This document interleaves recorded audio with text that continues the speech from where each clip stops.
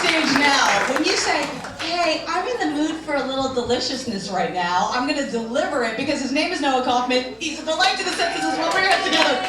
Noah Kaufman!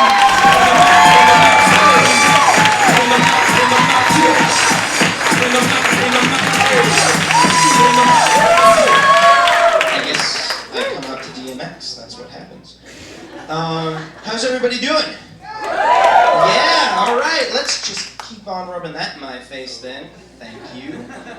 I have been working a lot of tech jobs lately, and every time I walk in the door of a new job, the people that I work for either think that I am 5 or that I have Down syndrome. I can't even hold a normal conversation with my bosses anymore.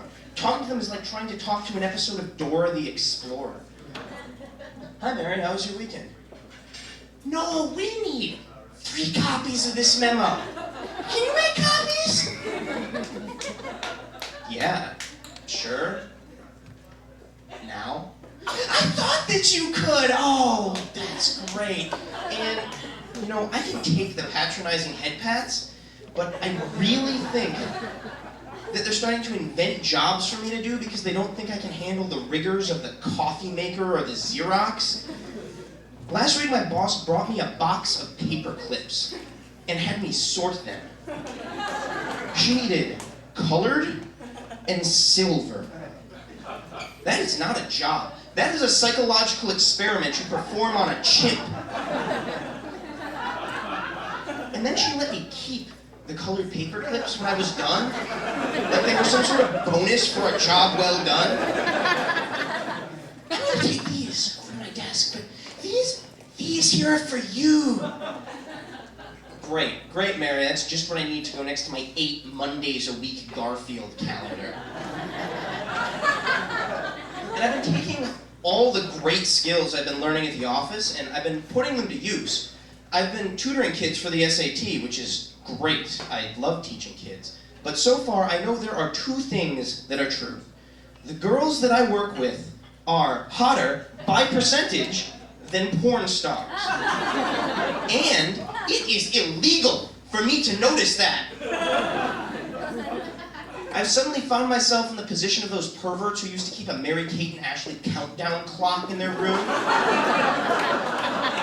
And there's no danger of anything inappropriate ever happening, but someone answer me this. Why, at 10 o'clock in the morning, on a Sunday, in your kitchen, waiting to be tutored for the SATs, would you, a hypothetical 17-year-old girl, be wearing a black miniskirt and a backless top? Well, I will tell you why. Because you want me to get arrested. And sometimes it moves from this taunting to just overt hitting on. I was working with a girl a few weeks ago, and she was sort of struggling through a math problem. She's like,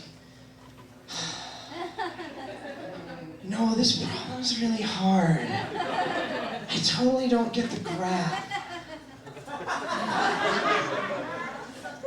What are you doing this weekend? Because I know a guy, and he's having a party, if you want to come. What the fuck? I'm being hit on by a hot girl. This should be the best part of my day. I should not be having to worry about whether or not I'm being set up by Dateline.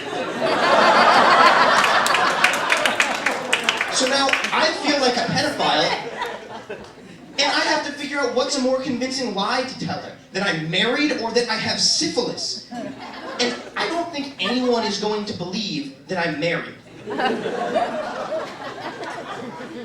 And I may have to lie about having STDs, but lately I'm finding out that there are people that have problems with them that I never dreamed would. I was back at my parents' house, and I offered to go do the grocery shopping. And as I was walking out the door, my dad said to me, "No, can you pick up some condoms while you're out?" Okay. All right, I'm in my early 20s. I know stuff. I know when a mommy and daddy love each other very much. They like to have quiet, uneventful sex. But this is a border that should not be breached. A father should never have to bury his son, and a son should never have to make sure that his father is ribbed for her pleasure. But then my dad said the words to me that have just been permanently burned into my soul. Don't worry, the condoms aren't for me, they're for your grandmother.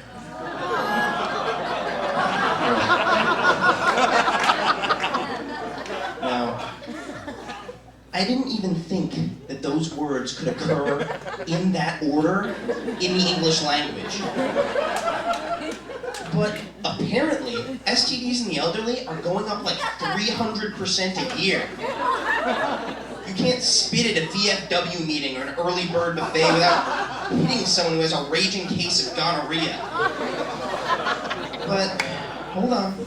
Before you go thinking that my grandma is trolling for tail at Shady Acres, I will tell you, she is a one-man woman. Her boyfriend is a stud. He has a new hip. He has 2 medals in the senior games, his gold medals, and he is a big player on the synagogue brunch scene. But I am not buying them condoms. What does it say about me if a septuagenarian can get laid and I can't?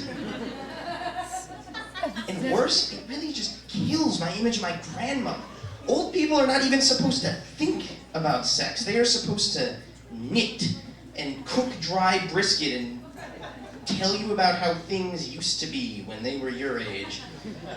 So, you know what? Congratulations, Grandma. You are breaking down stereotypes one orgasm at a time. Way to go. That's my time, guys.